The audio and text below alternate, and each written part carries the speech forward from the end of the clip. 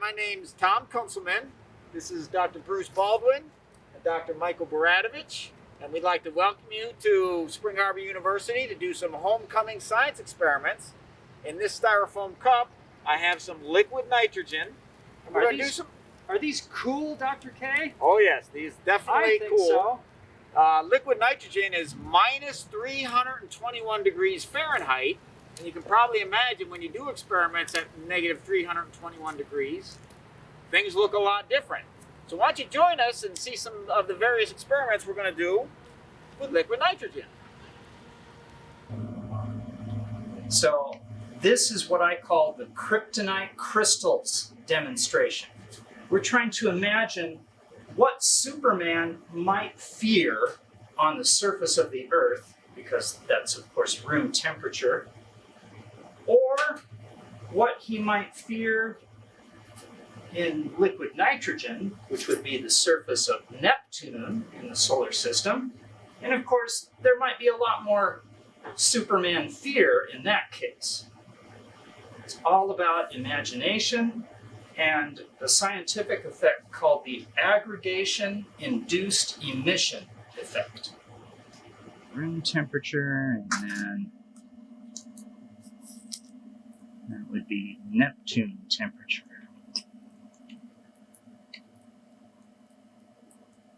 Okay.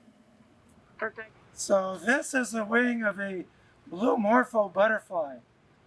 It's this gorgeous blue color, but it's not due to any pigment that's in the cells. It's actually due to little prisms. And those prisms take the water vapor and they refract the light so that only the high energy short wave blue light is seen. So if we soak this in liquid nitrogen, we do away with that water that is found in the surrounding the little prisms, and it comes out to, instead of a blue color, a green color. And then, as the liquid nitrogen evaporates, it goes back to blue. So we put it back in, and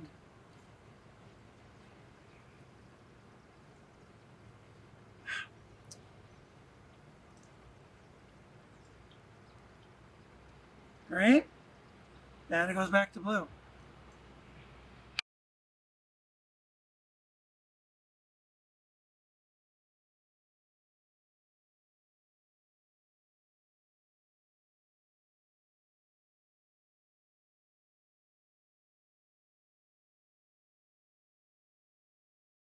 So what I have here are 3 superconductors embedded inside some plastic. Also, I have a magnetic track with a bunch of magnets in the track, and then there's different magnets here. As you're going to see, a superconductor interacts with a magnetic field in an interesting way. So a superconductor only does the interesting magnetic effect once it's cooled below a particular temperature. Right now we're at roughly 70 degrees Fahrenheit here in the room, and these superconductors need to get cooled to below minus 220 degrees Fahrenheit to do their superconducting. Fortunately, we have a liquid that's negative 321 degrees Fahrenheit, liquid nitrogen, and we're going to go ahead and take these superconductors, cool them in the liquid nitrogen, and then we're going to see how those superconductors interact with these various magnetic fields. I call this reverse cooking. All right, I think those are cooled enough. I'll take one out. Let's see what happens when we stick it on this magnetic field.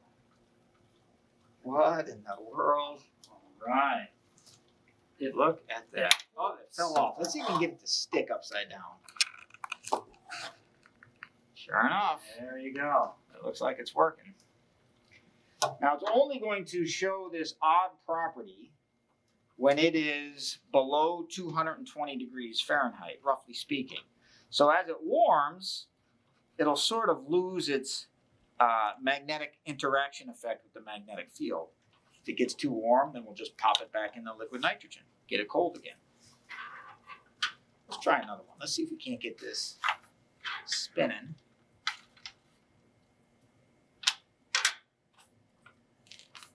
Oh, there we go. Look at that. And it even spins upside down. Wow. And of course, we can stick it on this track. And away it goes. Wow, it's winning its own race.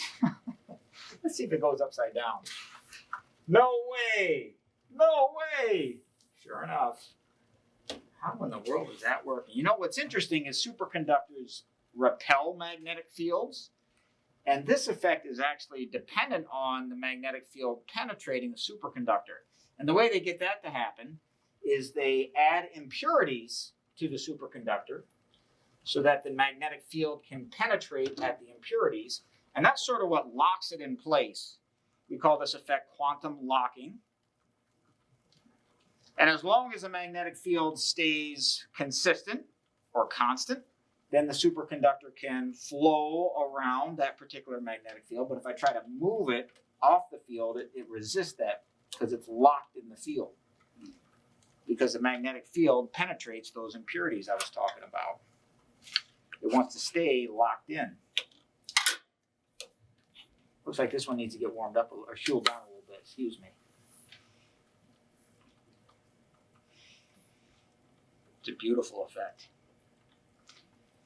As you can probably imagine, people are trying to figure out how to get superconductors to work at room temperature. Wouldn't that be cool if we could do this without liquid nitrogen? I can think of a few applications. Trains, for one. I just like to ride down Walmart, the aisles in Walmart on a superconductor. Wouldn't that be cool? Yeah. Leaving behind a trail of smoke. I like it. Yep. Or even not. Yeah. Let's try this. Around and around it goes. Boy, does that look beautiful patterns. Mm-hmm. Yeah, the smoky patterns are very interesting. This makes a spiral if you see it from the top. It makes a smoke spiral. And actually, I think it'll show better if we do it on the black.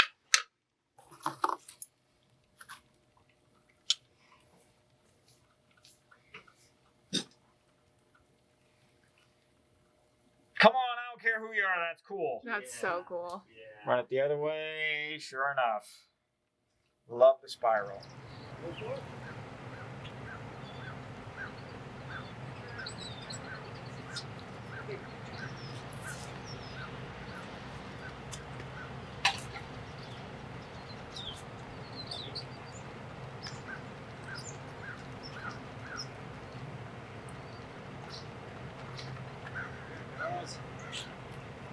Get it in there.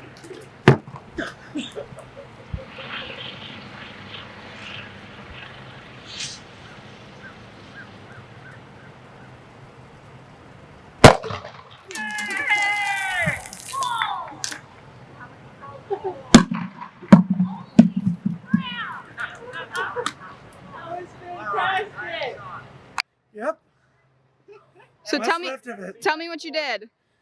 We filled it up with liquid nitrogen, then we corked it. We put it in warm water. That took the liquid and superheated it. It went from liquid to gas. The volume then exploded this. The power of the explosion propelled the bucket high into the air. And we know through measurements that the soda bottle needs to get to a pressure that's 10 times the pressure of the atmosphere. And once it exceeds roughly 10 times the pressure of the atmosphere, the bottle will fail with impressive results. I hope you agree. That was impressive every day. Look at that water coming out. Is it water? I don't think so. No. Not quite. My cup overfloweth.